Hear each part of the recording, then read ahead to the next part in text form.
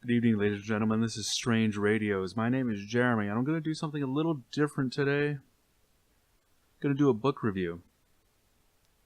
Haven't done one of these before. Let's just see how it goes. So, the book in question, my most recently read book, is this: Born Under Mars by John Brunner. John Brunner was an English science fiction author. This book is from the mid-1960s.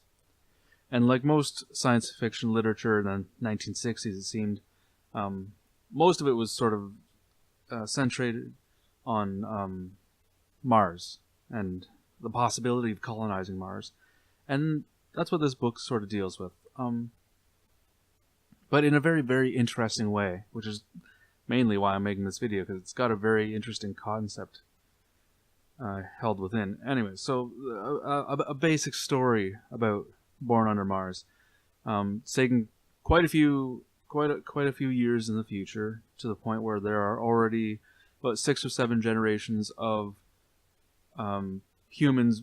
Humans have colonized Mars, and there's about 6 or 7 generations of people born on Mars who are naturally Martian citizens.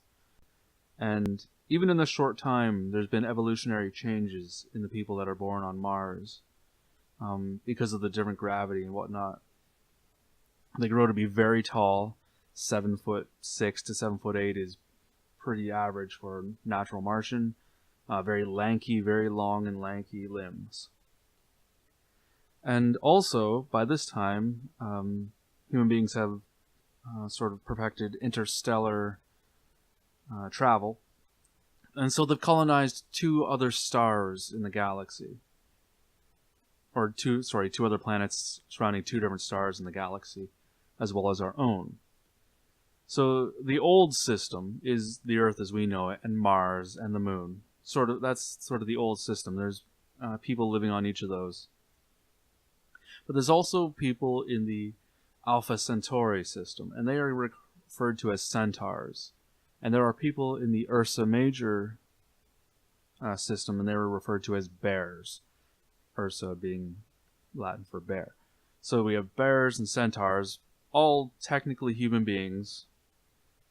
And then we have Martians, and we have Earthlings. They're all human beings, but they're all sort of different. And they've all evolved differently. Physically, not so much. The Martians are the most different of all of them. But they've evolved sort of different in social ways.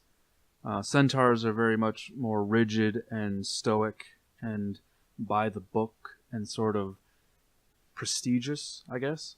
Bears are more gregarious and more sort of apt to having fun, and they're actually more closely resembling a modern Earth society. And then Martians are, I guess, sort of this. There's a certain stoicism to them as well, but it's all derived from this sort of sense of Martian pride, this sort of feeling that they're the underdog. And really, in the story that John Brunner has written here, they certainly are. And this is what I think makes this novel really interesting, is that Martians are very marginalized, and basically centaurs look down on all other humans. And I mean, they refer to Earth as the old system, and that includes Mars. So the Martians get looked down upon by the centaurs. The Martians also get looked down upon by the bears. Maybe not to as much an extent, not overtly, because centaurs are pretty blatant about how they feel. But the bears certainly do look down on the old system as well, because that's the old system. Earthlings, this is the OG system. We're the best sort of attitude. And even they sort of don't respect Martian culture, if there is a Martian culture. As it's discussed in the book, it's very hard to establish what a Martian culture is, what a sort of this society stands for. In the book, it says there's 20 cities on Mars colonized all across the planet. And even natural-born Martians are a minority. There's only a handful Like there's a few million of them compared to the Earthlings like that are visiting and the bears that are visiting and who are born elsewhere and live on Mars. The actual natural born Martian is outnumbered basically on their own planet.